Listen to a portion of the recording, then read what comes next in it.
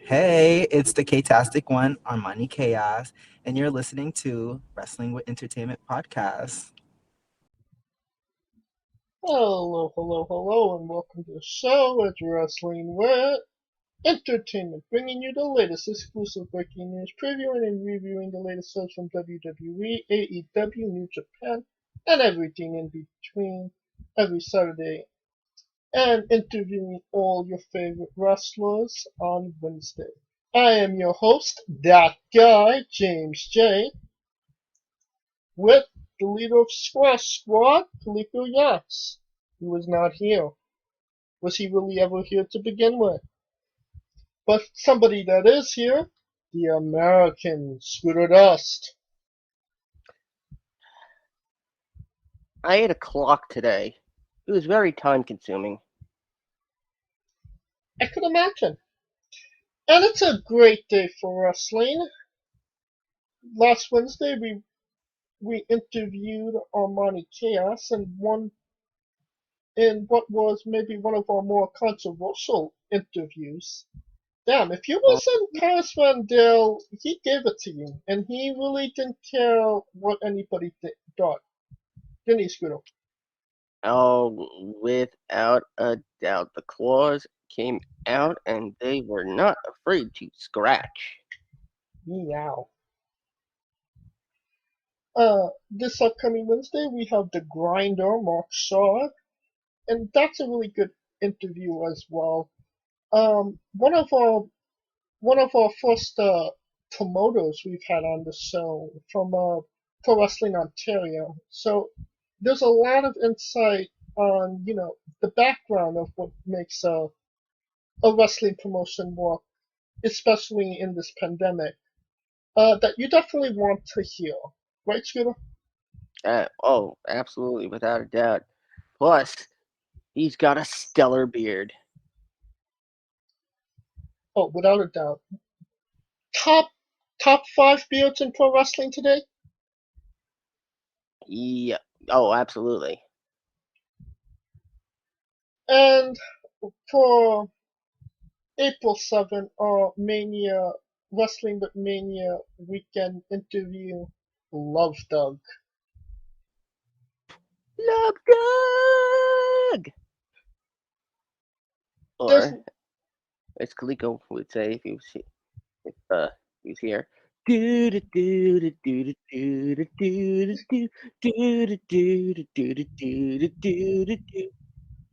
I think he's still DMing Doug songs at this point.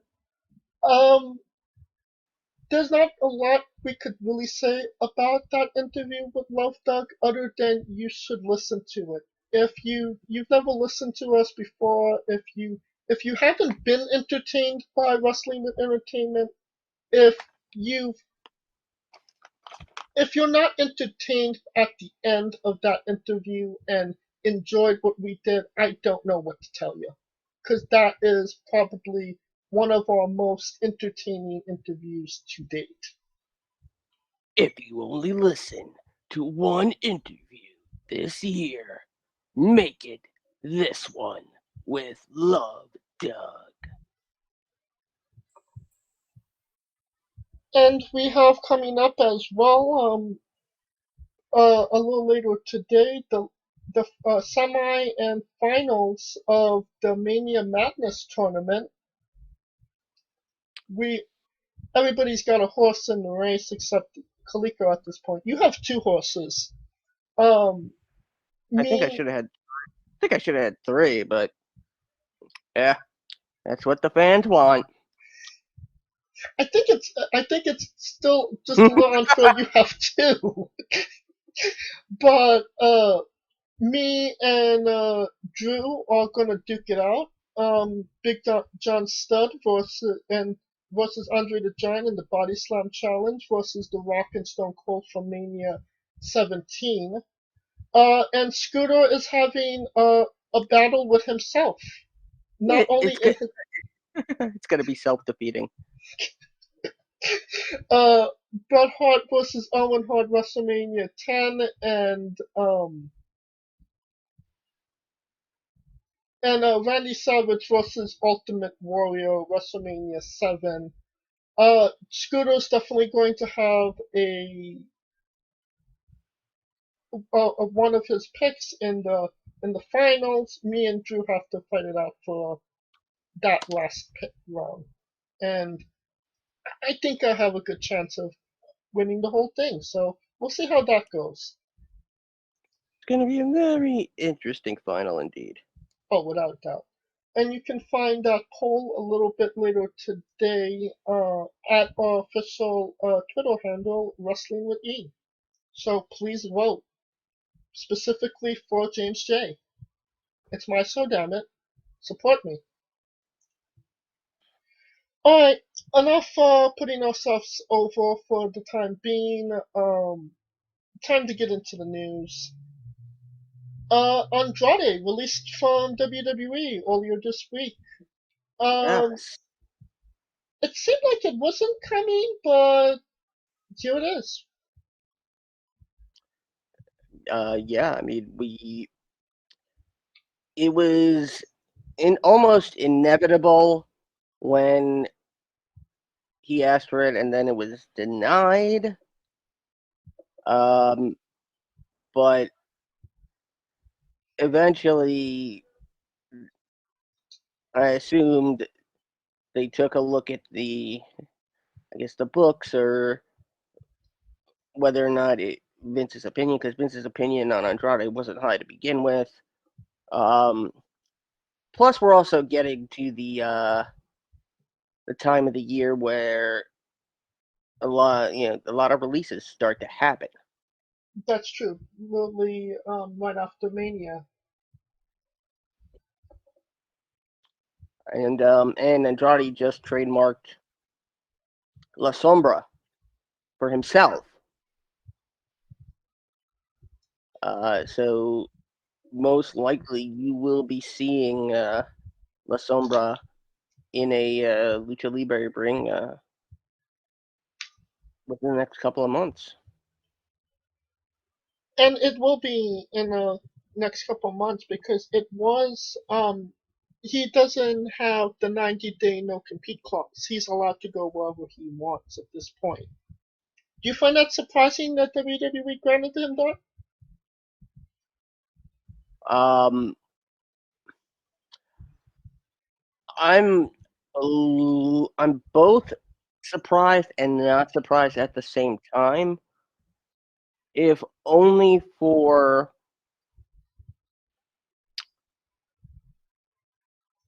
I wonder if that was in his contract or that clause was waived. And I also wonder if maybe somebody else had a little bit of influence on it. Somebody that goes woo. Well, I mean, they went woo. I asked them why they're so depressed. They go, it's more like woo. No, yeah, I'm wondering if Charlotte actually has had anything to do with getting that no compete clause. If it was ever in there to begin with, we don't know, but Right. I, I, it seems like, it should have, it usually is in there for the wrestlers. I think maybe, special conditions allowed it to kind of happen the way it did. It's gonna, and, maybe I'm kind of reading too much into this already, but, in CMLL, they just started a new, Los Ingobernables. Um, he's an OG. And there's already talk between with the new Ingobernables de Mexico, doing something with LIJ.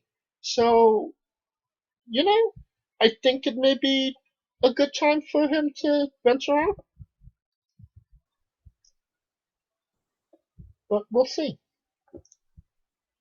Speaking of Charlotte, she was she was supposed to wrestle Asuka for WrestleMania, but that kind of changed after it was revealed that she had COVID earlier this week. Now,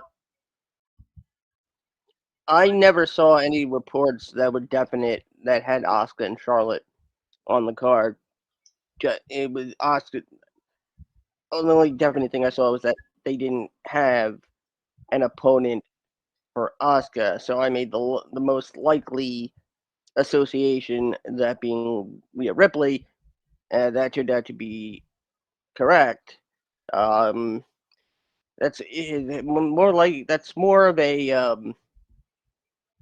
that's a numbers game based on who's left at this. Essentially, Yeah, I mean, the way that it was originally billed, it seemed like they were gonna put the title on Lacey Evans and have Evans wrestle Charlotte at Mania.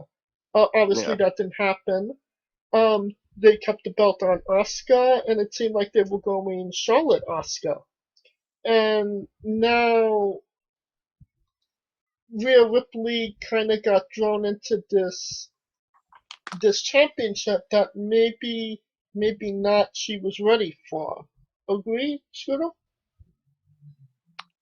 Yeah, I agree. And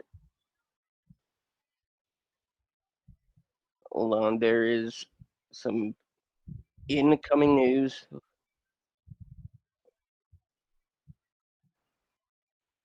and yes, okay, we can now.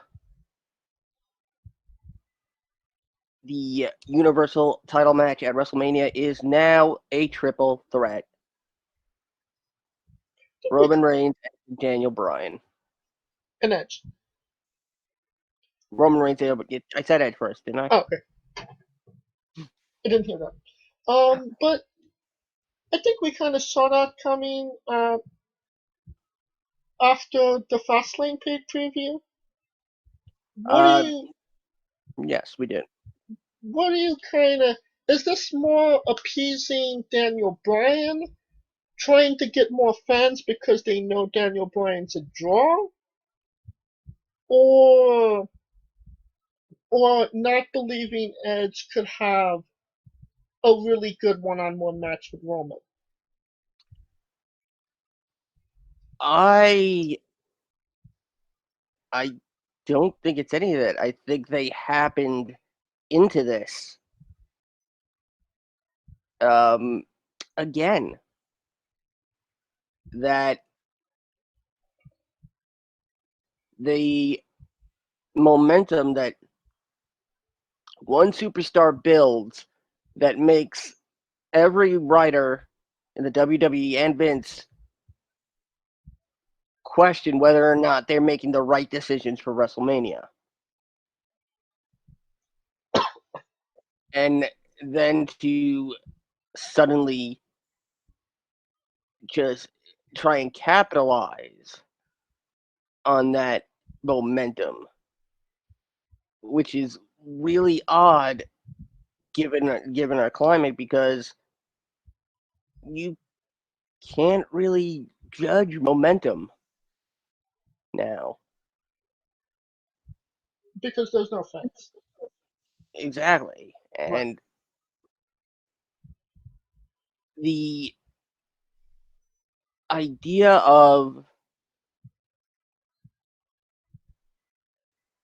Daniel Bryan being put into this match, it makes me really wonder if Edge, they're seeing something that maybe it's not exactly that he can't believe he can't have a good one-on-one match, but given the chemistry in the ring, it would probably be best to capitalize it so that it, doesn't die. This is another interesting question. Is Daniel Bryan inserted into this match to take the belt off of Roman without actually pinning Roman? Whether it be Edge pins Daniel or Daniel pin Edge. That's most likely the case. I mean, although I would actually no, never mind. Roman has one of the most successful streaks at Mania. So, most likely, yeah. Bryan or Edge would likely take the pinfall, and the head of the table can stay the head of the table.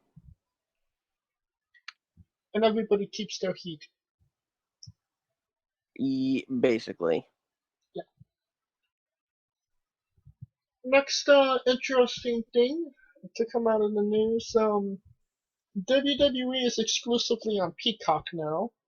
And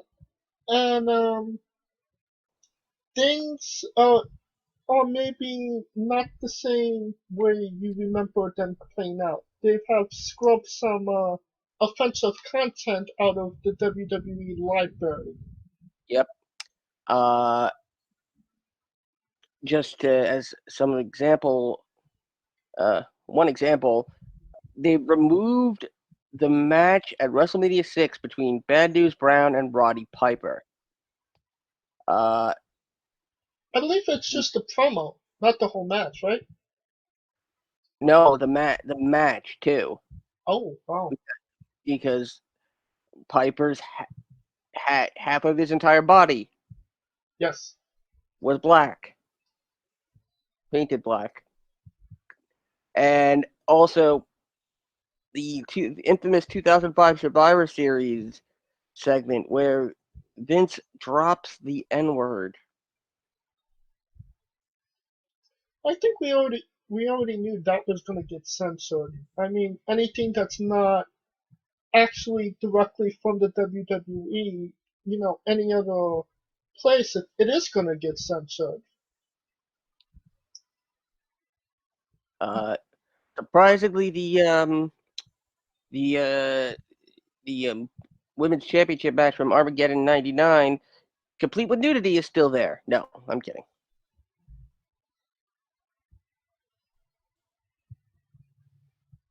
But that being said, do you see there being a lot of more content being edited or censored in the coming months? Yeah, absolutely. I mean, it's their platform now. The WWE has to essentially follow the rules. Does WWE care at this point? I mean, they're getting their money. Yes, but given that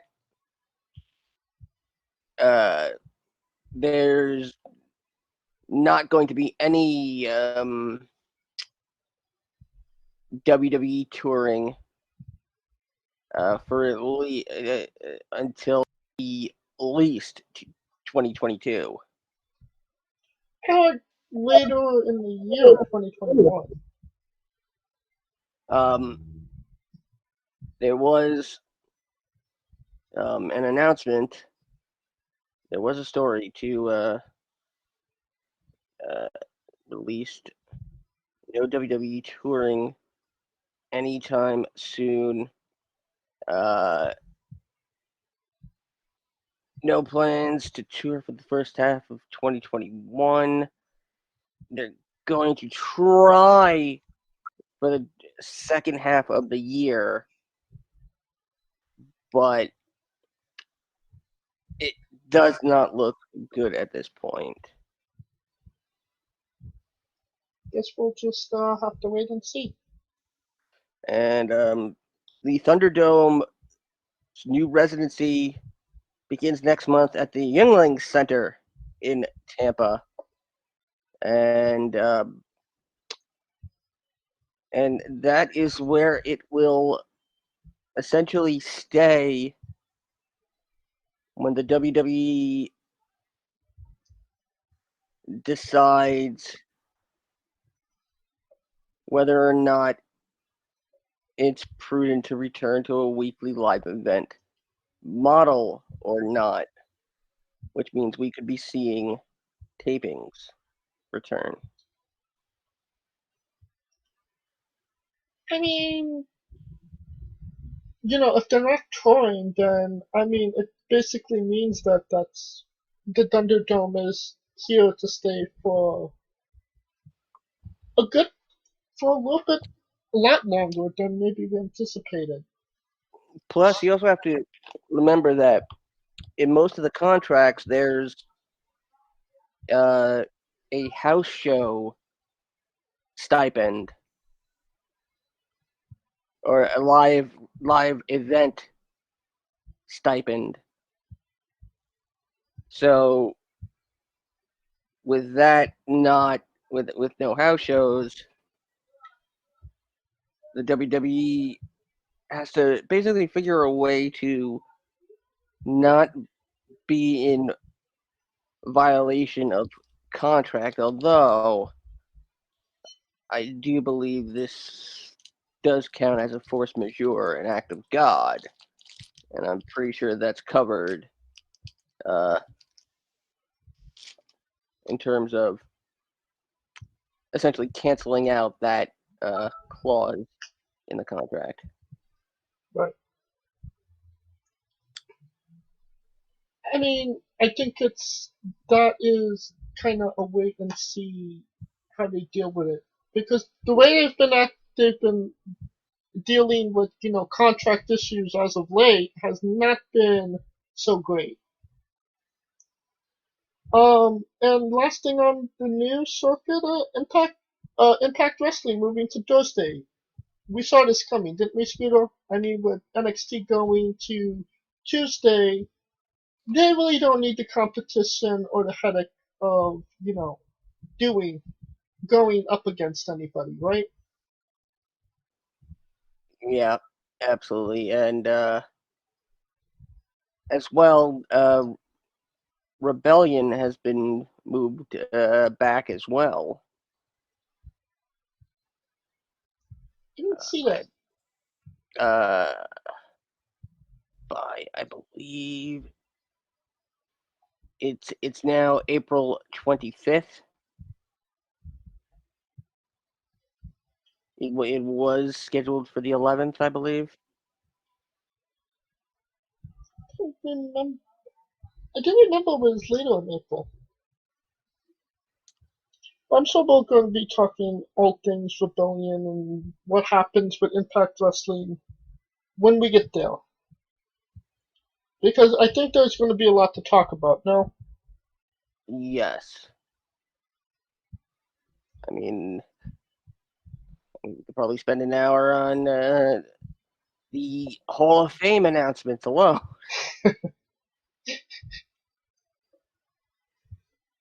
Kane, Great Khali, and RVD. So, uh, That's my childhood right there. Kane and RVD. Kane and Khali are confirmed. RVD not exactly confirmed, Really? but it's more than likely. Yeah, I think so. I mean, this really could be in response to AEW planning a live event, Wrestlemania weekend, Right. and them trying to lock down as many people as possible. That's a good point. Right. I think we should conclude the news here and get into our reviews. We have a couple of them. We are wrestling with WWE Fastlane review. It was last Sunday, and if you were smart, would you listen to it, Scooter? On the remix. Only on Peacock. Or for the few people that was on the WWE Network as well. Um, yeah, despite being probably an unconsequential paid preview as it kind of was billed, there were some decent matches on this card, and I actually enjoyed the paid preview. What say you? It was a it was a fun pay-per-view. It it might it might have been a throwaway, save for a couple of moments, uh, but it was enjoyable. You probably could have done some of the stuff at Fastlane at Elimination Chamber as well. But overall, yeah, give it a B plus. Well, let's get into it. A match that actually did take place at Elimination Chamber. WWE Women's Tag Team Championship match. Nia Jax and Shayna Baszler defeated Sasha Banks and Bianca Belair. More or less just a progression in the Sasha Banks Belair storyline, correct? Yep, nah, cut and dry here. No, no surprises. Banks, Belair. Uh, the only thing maybe to come out of it is the campaign to have Sasha and Bianca be the main event of one of the nights of WrestleMania. I believe that match is happening on night one. I don't think that's going to be the main event. I mean, if it was Becky and Ronda, yeah, absolutely. There's a good chance. But I remember telling you guys back when that main event happened, the women won't main event another WrestleMania again. It was And I, just something that they did that one time that yeah, people could say, oh, well, the women main evented one year. yeah, they were going through the accomplishment checklist, and you know checking off what's left for the women to or should have accomplished by now that the men do every day. It's bunch of malarkey. Well, the way I see it, the checklist is, have a celebrity main event WrestleMania, have an Iron Man match be the main event of WrestleMania, have a triple threat as the main event, have a women's match at the main event. But they still haven't done a tungsten Iron Man match against The Rock, and that's what I'm waiting for. Well, it would be a tungsten man, not a tungsten iron man. It'd be a tungsten A Fortnite Iron Man match then. man. Tungsten and iron are two different elements. Well, I mean, the pre-show for WrestleMania already started. So I mean, the match may have already started as we know it, and we don't. In fact, it started a year ago. It's been It's the longest pre-show in history.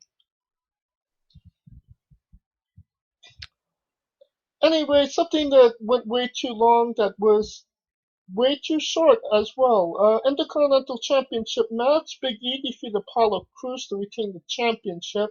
This was kind of blink and you miss it kind of action. Super intense, but kind of it just went away. Honestly, right?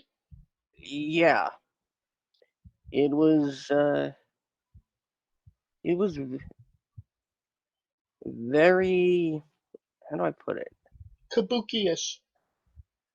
Yeah, I mean it was.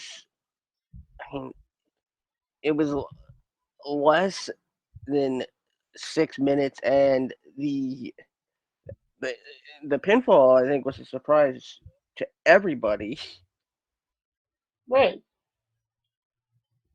I mean, it was an odd way to end the match. But this was, once again, another match to progress a rivalry for WrestleMania, right? Yes, as Biggie and Apollo Crews will battle for the Intercontinental Championship on night 2 of WrestleMania 37, and for the this will be the first time in quite some time that the Intercontinental title has been defended in consecutive WrestleManias. That's crazy. I mean, the Intercontinental is such a staple of WWE, and for it not to be on the card some years, that's just insane to me. It, you had to defend it last year, and then it wasn't defended at 35. It was defended at 34. Not defended at 33 and 32. No, it was 32. Yes, was defended at 32 in that ladder match. Yeah, and 31 in another ladder match. Ladder match. But yeah.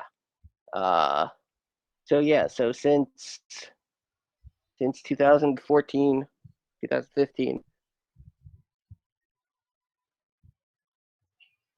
And that's something I kind of like about the WrestleMania being 2 nights now is that everybody kind of gets an opportunity to be on the card that should be on the card, and and still have those marquee matches and have room to breathe and time to go to the bathroom.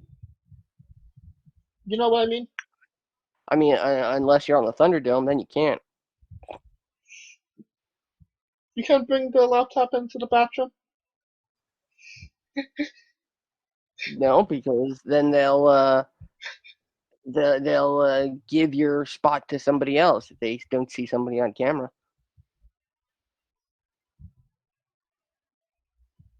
There's so many things I could say about that, but I'm not gonna say any of them.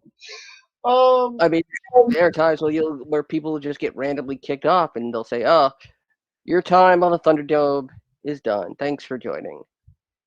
Yeah, But then you get right back on using the same link. that's crazy. Yes, it is. Let's continue.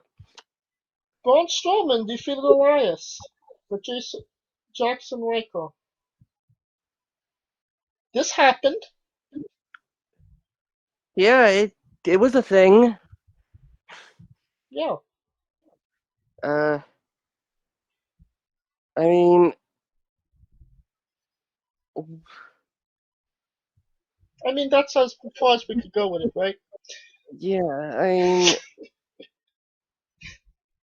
I'm assuming because they're not going to be able to go to Saudi Arabia that they're making this that Shane's doing this now. That's the only reason I can think is that Shane wanted to do something with Braun for Saudi Arabia. Yeah, you know the best in the world versus the greatest Royal Rumble winner or whatnot. I mean, who knows what they're doing at this point? I mean, it's WWE. And considering that it's going to be apparently some sort of gimmick match. Probably last man standing? No, probably Falls Count Anywhere. Because Shane That's needs like, to jump off something? yep, or Mhm. be thrown off something. Fun. But Seth Rollins defeated Shinsuke Nakamura. This was probably the best match on the card. But when you have Seth Rollins and Nakamura, how can that be a great match, right? Yeah, it's very hard to get a bad match out of both Rollins and Nakamura, and this, like we said, it low key stole the show. It was it was the best match on the card that wasn't the main event.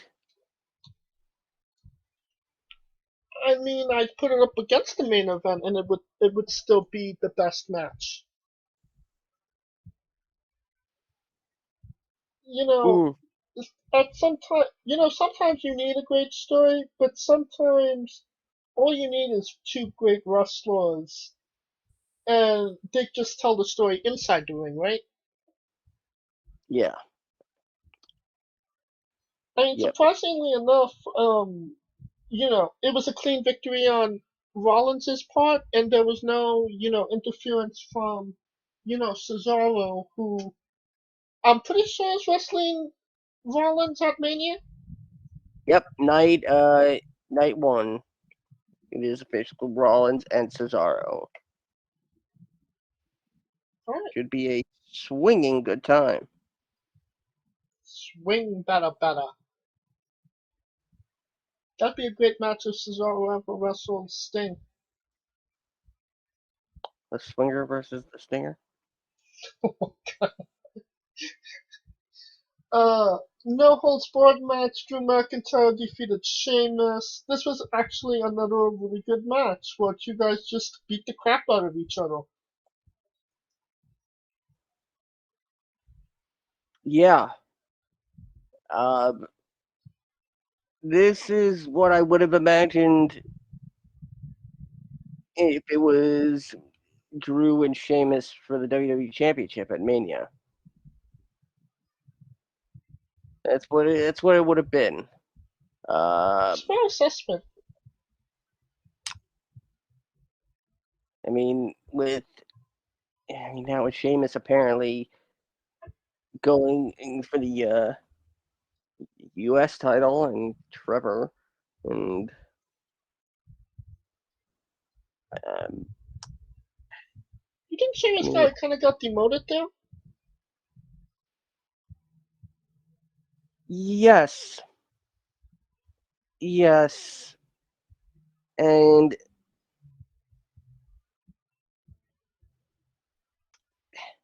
it seems like every time they manage to make Sheamus interesting to me, they immediately stop. And do you think that's maybe plays into the factor that this was maybe supposed to be Mustafa Ali's spot to wrestle uh, a Riddle at Mania, and them having second thoughts or not thinking he's ready, so dropping him and putting somebody that they trust to wrestle for the Intercontinental Championship, United United States. States. Um, I don't know. I mean, considering that Retribution has gotten rid of Mustafa Ali, who knows what's going to happen to them? I mean, I'm sure Dominic Dijakovic is screaming for his hair to grow back in. And Mace is praying for a better name. Well, she's staying home with Keith Lee, who is still not cleared to compete. So Keith will be missing this WrestleMania, it looks like. And that's a big missed opportunity, isn't it? For him, anyway. I would expect Keith to be pushed to the main event almost immediately after WrestleMania.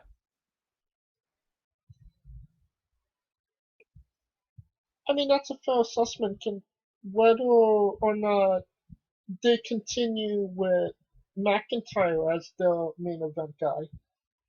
And I mean, it kind of seems like that's where they're going. They essentially they're giving him the Hogan push, where he dropped the belt to a gigantic heel in Bobby Lashley. The monster that nobody could stop, and he's, God essentially. And him and McIntyre being able to conquer another monster at Mania, right?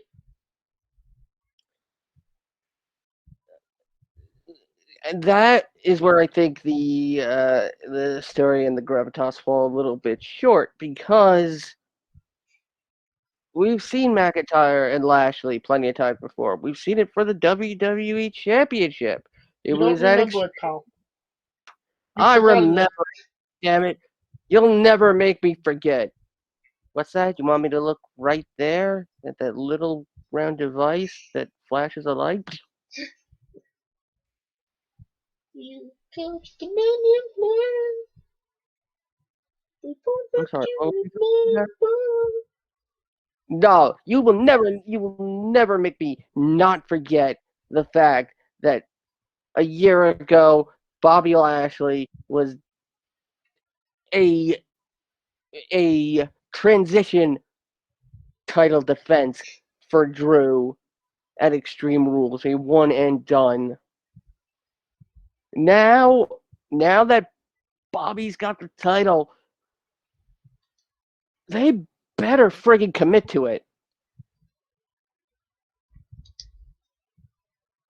Because if Lashley loses, it's going to there's gonna be some, and I don't mean an actual event, but there's gonna be literal backlash. I disagree. I mean, this is what this is what Bobby Lashley was brought in to do. He's doing the job at Mania from Drew. And I mean, he's been an okay champion as of right now, but I never really saw a long-term champion out of Bobby Lashley.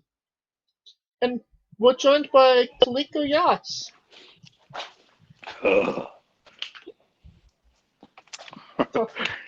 sounds like there's my bigger concern is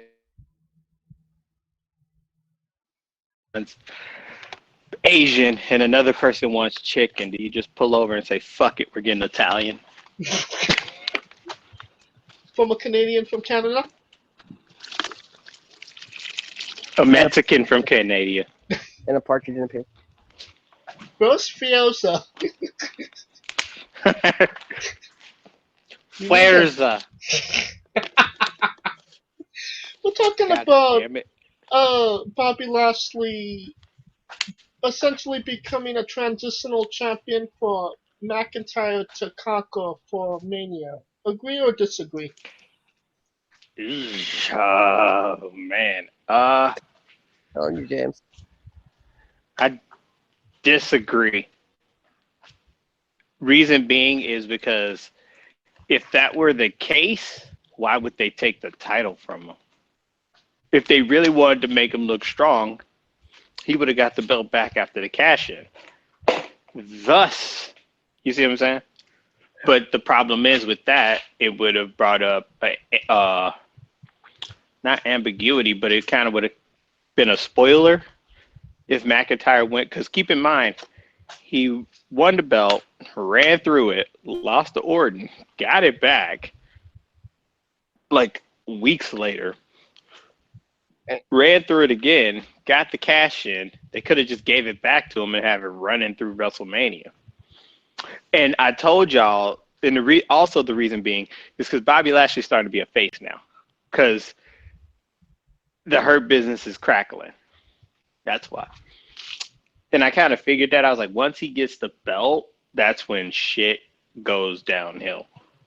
Because now everything, the onus is on Lashley, and rightfully so, because he's an African American person with the belt, which is a rarity. So everybody's focus is going to be making sure that he looks presentable, it looks beatable, and it doesn't gets tainted. You know what I'm saying? As far as like the actors. And I wouldn't be surprised. I wouldn't be surprised if he wins at WrestleMania. And for Scooter's information, Drew McIntyre defeated Bobby Lashley at Backlash for the WWE. Extreme Rules. No, Extreme Rules.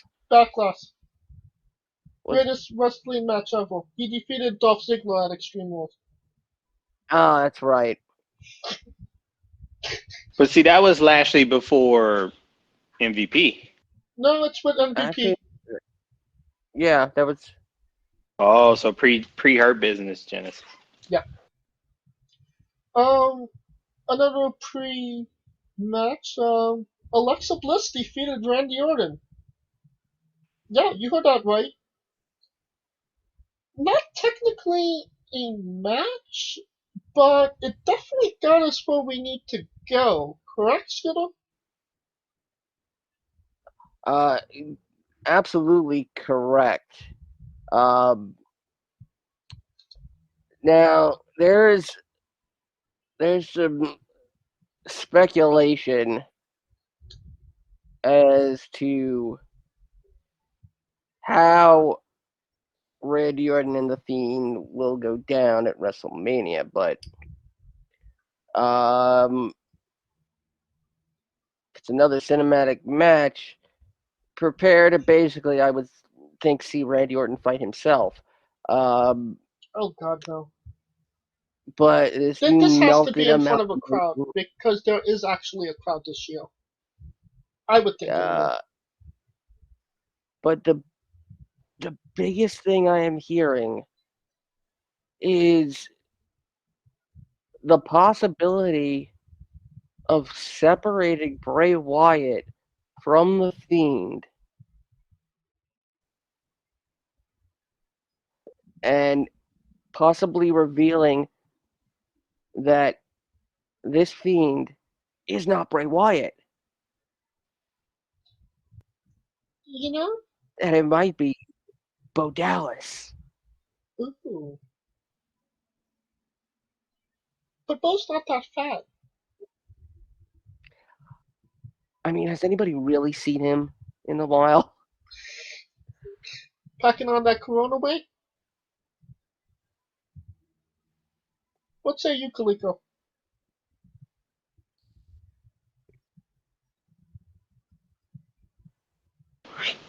Just depends. I heard about that Bo Dallas too, but another plate. But you know, it is what it is. I'll hold my judgment on that part. I mean, I'm just interested in where they go from literally burning a guy alive. What's the payoff match after that? I mean, honestly. Well, now he starts fighting superstars in their dreams. God, no.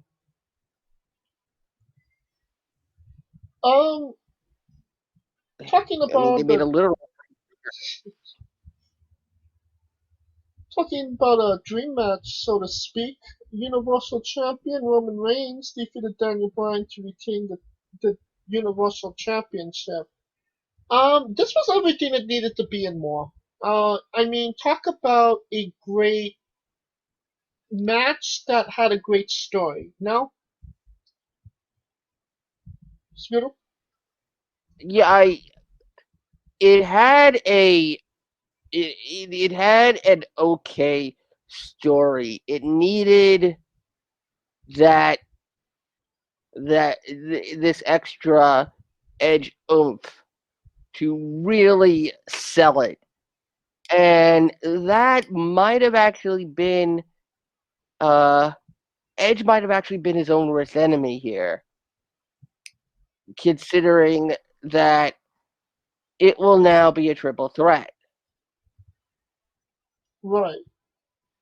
But again, it's WWE stumbles onto this accidental momentum, and stumbling onto accidental momentum in front of a crowd is, in front of no crowd, is mind-boggling. You know, it's almost as if the audience believes the sounds they're hearing are the legitimate Thunderdome viewers.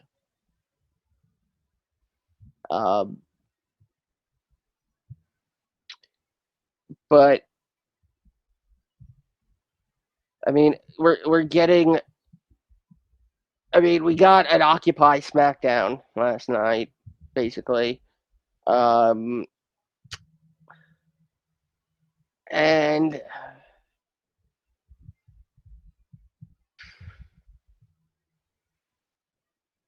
I mean, and James, you brought this up. Daniel Bryan and Edge. One of them will probably walk away with the belt so that Roman doesn't get pinned and can still be the head of the table.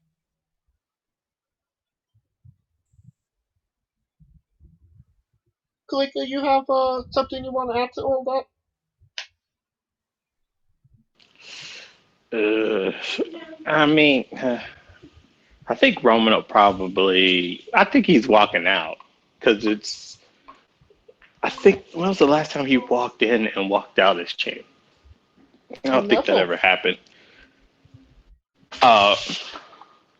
So to me, this is more of a legacy match for Roman than anyone else, and Scooter's right in the sense that Edge let his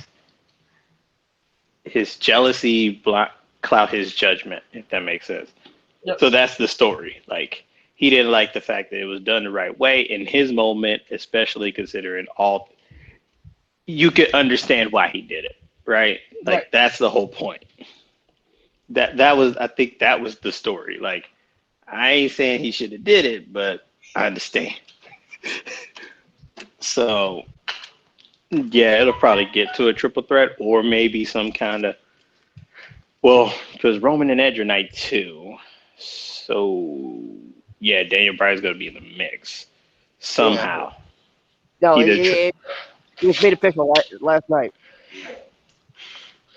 Yep. So there you go. So I wouldn't be surprised if Bryan took the pin, and that way Edge could say, "Hey, I didn't get my one-on-one," because the Royal Rumble winner is supposed to get a one-on-one, not a triple threat. So it kind of keeps that story going. But either way, it's going to keep Edge and Roman involved somehow. All right. All this being said, Scooter, this show as a whole, thumbs up, thumbs down, thumbs in the middle. Yeah, we'll give it thumbs 3/4 of the way up. Only because I'm using Dean Malenko's hands. No,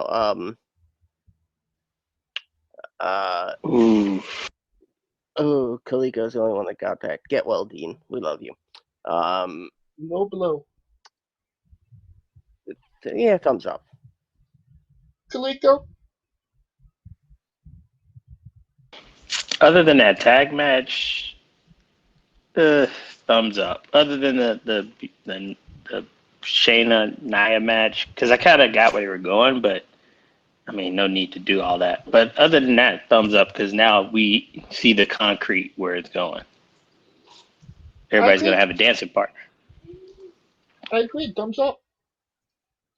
And I'll conclude Nia, our Now he's just gonna try to get some. That'll conclude our coverage of WWE Fastlane, and we are wrestling with the New Japan Cup 2021 review. It was all last week, and I'm sure Coleco has many thoughts on what happened. I'm not sure where New Japan is going at this point. And that's a really weird thing to say, considering you can always kind of see where they're going, even though it's usually not that clear. They kind of make it clear. But what say you, Coleco? The guy that we thought was not even gonna be anywhere near it won the damn thing, and that's where it gets you. It's like, holy shit! But they did get us. They got us with that Sonata. I told you. They like, oh, he might. No. And same with Jay White, because Jay White, I thought he was on a mission, bro. Like he was running through the motherfuckers, and then he just got caught up by Evolve. You know what? I ain't even gonna go there. But congrats to Will Ospreay, New Japan Cup winner. And I get it. I mean, I get why they did it, because keep in mind when he started that faction, and then he immediately lost Okada. Yes. He really wasn't taken seriously. Yeah. So now this takes him very seriously. That makes sense, right? Yeah. Like that's and that makes sense, because that's the only way you could take him seriously is if he won a fucking tournament of some sort, of some significance. Because even if he got the win back against Okada, Okada already beat you. True. But him winning the New Japan Cup, everybody's like, oh shit. Now we got to take him and his cat seriously. And the fact that he hit the Stormbreaker on his girlfriend, yeah, that just shows you, yeah, he's definitely serious. And he's willing to do whatever it takes. Scooter, you had a point you wanted to make? There's some very interesting matchups in the second round, considering Ospreay beat former Cup winner ZSJ, Zack Sabre Jr. Now, in which he broke his nose in that match as well. Now, how many wrestling fans have confused Will Ospreay for Zack Sabre Jr.? It's your. Oh, nobody, because everyone hates Will Ospreay.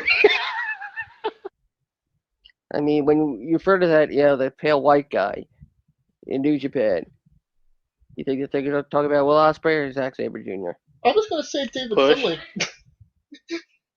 I mean, I think it's also the first time in a long time that the semifinals featured two Gaijin. Pale white guy is Juice Robinson. Well, let's go on the opposite side of the bracket and talk about the guy that I think we should be talking about, Shingo Takagi. I mean, his first round match, he beat Kazuchika Okada. Not an easy feat for anybody in New Japan. Even Okada says being Okada is like winning a championship. Second. So Toru Yano must be the greatest champion of all time. Then you have Hiroki Goto.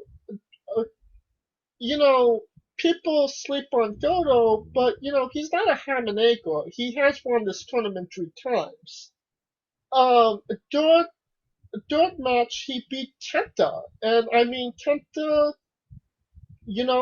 not a small name in New Japan. And then in the semifinals, he defeated Evil, a former champion and last year's winner.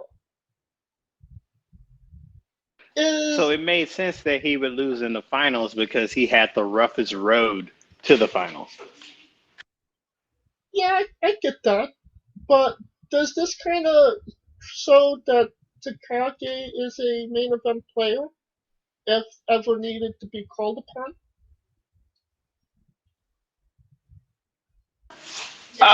Yeah, but I don't think he needed this tournament to show that. Like, hell, his performances in the cup, not the juniors, G1 has been good. Like, his performance as never open weight champion has been good. So it's not like he's, the tournament just highlights him to a more, I would say, casual fan base, because I feel like Japan, as much as they have diehards there, I bet a majority of their people pay attention to the New Japan Cup and the G1 and Wrestle Kingdom. Right. So for him to get highlighted like that, because you keep in mind, remember when Sonata made the semifinals and they made it a big fucking deal? Yes. That's what I think they were doing with Shingo, but the thing with Shingo is Shingo didn't need it, Sonata did, in my opinion. Well, But you say all that about, Shingo, and, I love Shingo, and, but I kind of feel like this was their way of saying, we actually trust you. We gave you a win on Okada. So this is like kind of your go point. Because, in the G1, yeah, he had some great matches, but he was not technically featured in a lot of those matches. You know what I mean? yeah, but if they my thing is this, if they really wanted to care, if they really cared about just highlighting him, then they would have highlighted the win over Okada a lot more, because because considering who he ran through, it made, I get your point, because I can see your point, considering he ran through a lot of people and those people weren't no slouches, and it makes him look like strong. But I mean, him whooping on Minoru Suzuki should have told us that he was a star. True, but I feel like even, Suzuki isn't getting the recognition that he has gotten over the years. Obviously, age plays a factor in that nowadays. Um, Now, on the opposite side of the bracket, the Ham side, uh, Will Ospreay defeated Hiroshi Tenzan, who is, a legend in New Japan. Zack Sabre Jr., which was actually a really good match, and actually, Will Ospreay broke his nose in that match. The his third win was against Sonata, and then the semifinals was against David Finlay. Uh, so yeah, you say, not as hard of road um as Shingo, but he did break his nose during his run in the New Japan Cup. You know what I mean? Yeah, I know what you mean, but no one clamoring at the mouth to say, "Oh my God, he beat David Finlay." Who's a charger? Well, and I mean, look at this. Uh, David Finlay beat Chase Owens in his first round match. Uh, Whoop de second doo. second round he defeated Yoshihashi. What are your thoughts on He did Yoshihashi? a Medal of Honor right there. He should come back and get the Congressional Medal of Honor. What are your thoughts on Yoshihashi's Coleco? Randall wants to get it. Fuck Yoshihashi. And then maybe the biggest win in his career, Jay White. I mean, that's why David Finlay was in That the was a shocker. That one was a shocker because I was expecting Jay White Osprey if that was the case, or Jay White Shingo. right. And when that happened, what was that song? Drew McIntyre's first damn entrance song, "Broken Dreams." That's what that felt like, straight up. And I was like, oh, because as soon as David Finlay won, it was like, okay, Osprey's winning because Yeah. I cannot see. You see what I'm saying? It kind of gave away the game, right? It gave, like, at least with Jay White, that was like an ultimate 50-50. But David Finlay beat, that's like fucking Yoshihashi beating Kenny. You know what I'm saying? Not as high, but it's damn near there.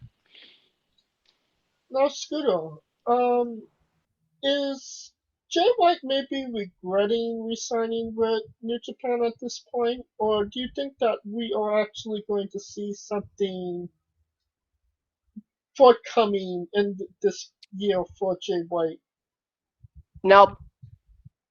Nothing. Nothing with Jay White. Oh, he's winning the G1. Mark my words, he's winning the fucking G1. You know, normally I would agree with you, Coleco, but it just seems like there is absolutely no love for Jay White right now. I mean, look at Scooter's opinion. Not in my opinion on Jay But White. it was but it was like that ever since he came back. So it wasn't like that was like, oh, he came back hella hot and it dulled off. But he was pretty hot. I mean, he won the IWGP Championship. No, he was hot in that sense, but it wasn't like the fans were yelling, "Oh my God, Jay White!" True, but I mean, you need a Jay White. He's the top heel of the company. Evil was at one point the bigger heel than Jay White, so that's my point. But it's the Gaishing thing, where usually, you need one Gaishing in there to attract that American audience. And I mean, at this point, he's it. I can see that, but hell, I mean, Zack Sabre Jr. gets more respect than But, Jay White. but using the New Zealander and the British to attract the American audience. I mean, Yeah. Kenny was Canadian, so. At least it was North American. Jesus.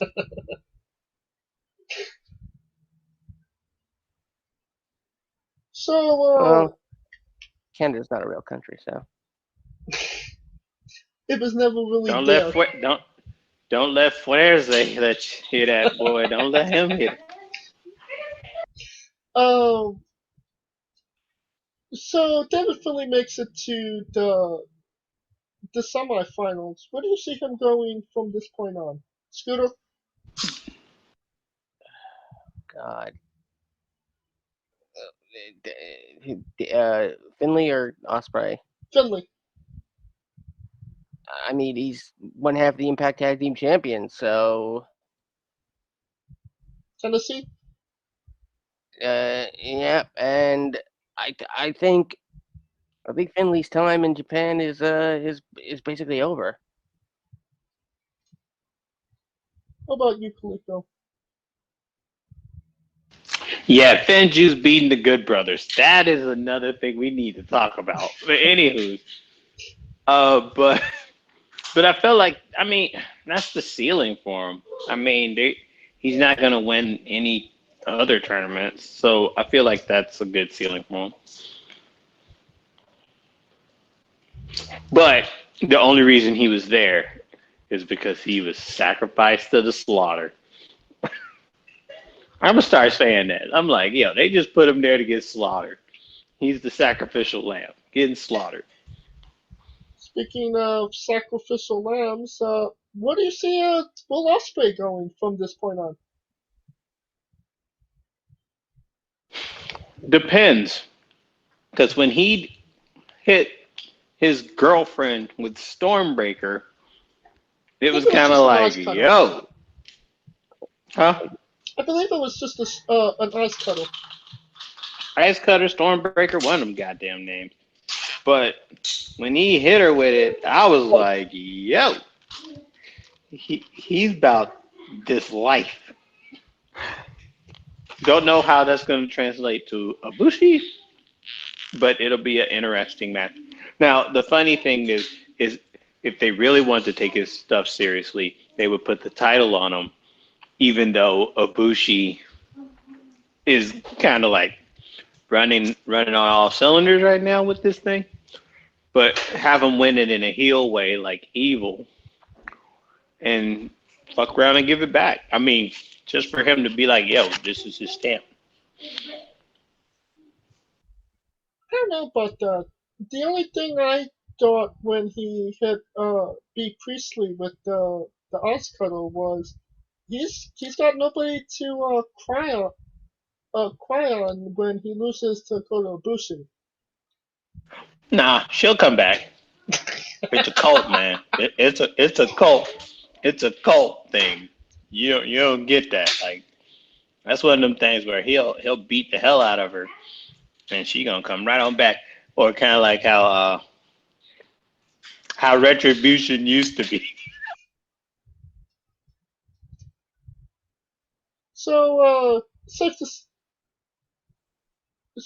Kota Ibushi versus Will Ospreay at Sakura Genesis. Who wins, Scooter?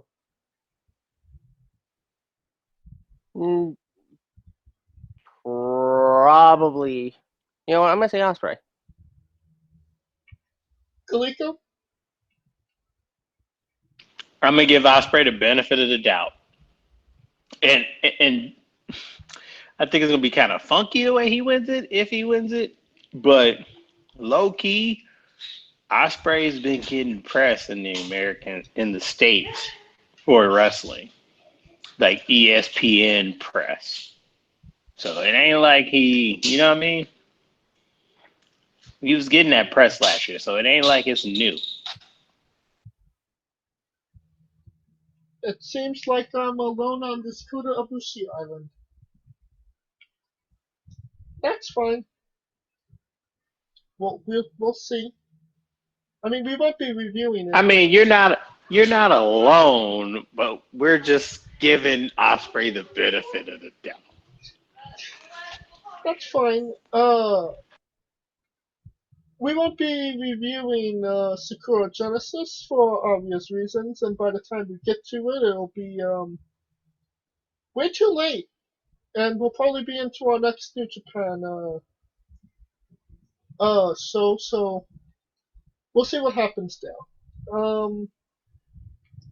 One thing we didn't get to mention was Yo made his return to New Japan from Shaw and Yo, Roppongi 3K, announcing that him and Shaw will challenge for the IWGP Junior Tag Team Championships. How do you see that going, Scooter?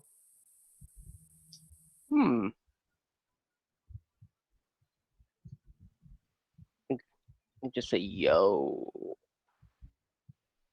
I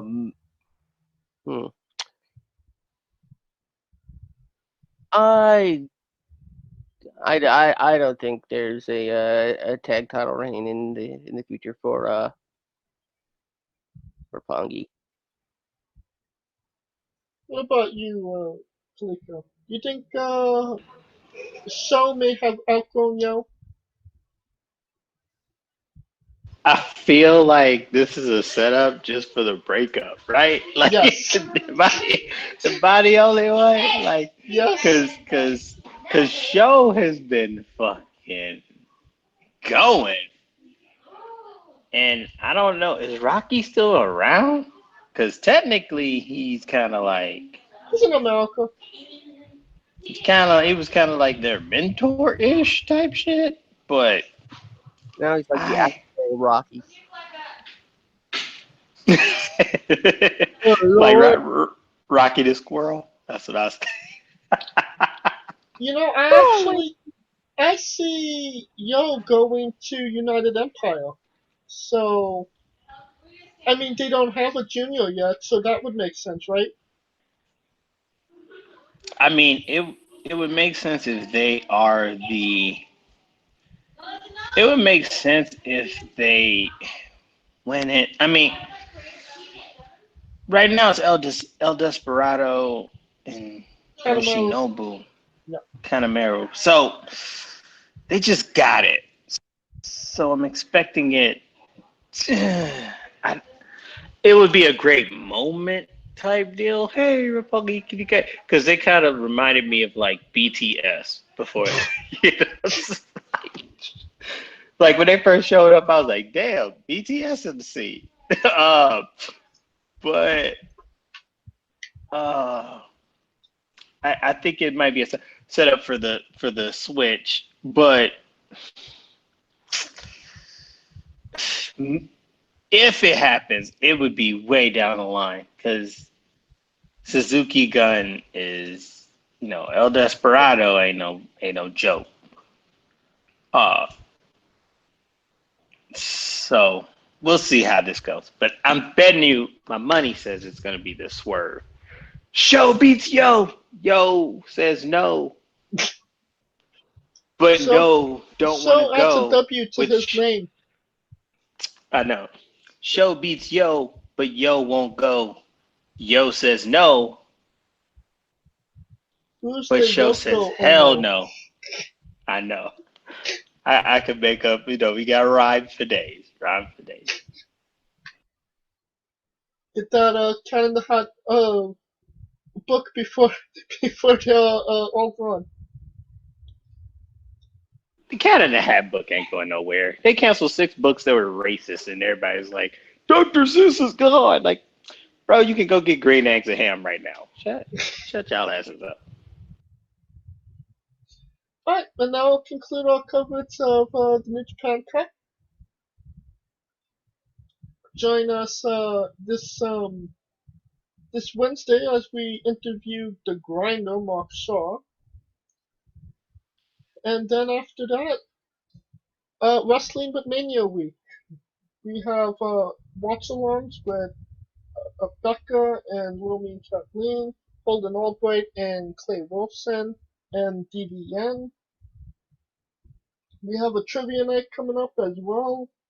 And our watch-along for the Mania Madness tournament winner, who was not Coleco. I know they just shitted all on my picks. Like, damn, do y'all don't love me? Y'all don't love me. Y'all don't love me. Y'all see now that's where it is. They don't love me. They don't love Coleco like Showy loves Yo. So I must go. Hey, well, you have the love of Doug, and that means a lot. Oh man, Doug was like his sensory overload when I hit him with them song lists. It's like it was off the top of the dome I was trying to get like thud, thud, thud. I felt like Rambo. You remember that Rambo scene where it was like the 50 count and he just shot that bitch and he was like and then he just shot that bitch. That's what I felt like. No, have you ever seen Hot Shots Part 2, where he just, with Charlie Sheen, where there were so many bullets that engulfed his body? Exactly. See, that's how I felt. Yeah, that right there. And then, of course, Doug will be next Wednesday on the show as well. Until then, please like, subscribe, comment, vote on YouTube and Castbox. Follow Wrestling with Entertainment at our official Twitter handle, Wrestling with E. You can follow us individually on Twitter as well. I am at JamesJ993. Where can they find Coleco? I am Coleco. Not show, not yo, not go, not bro. Coleco. Where can they find Scooter? You can always find me at Scooter Dust and hold it down for the UNB network at UNBS Wrestling.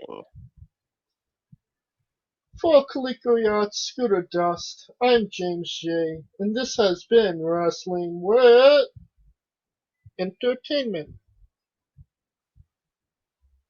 Hey folks, this is the Colossal Mike Law, and you are listening to Wrestling with Entertainment. Enjoy the show, support these guys. We appreciate it very much. We'll see you at ringside.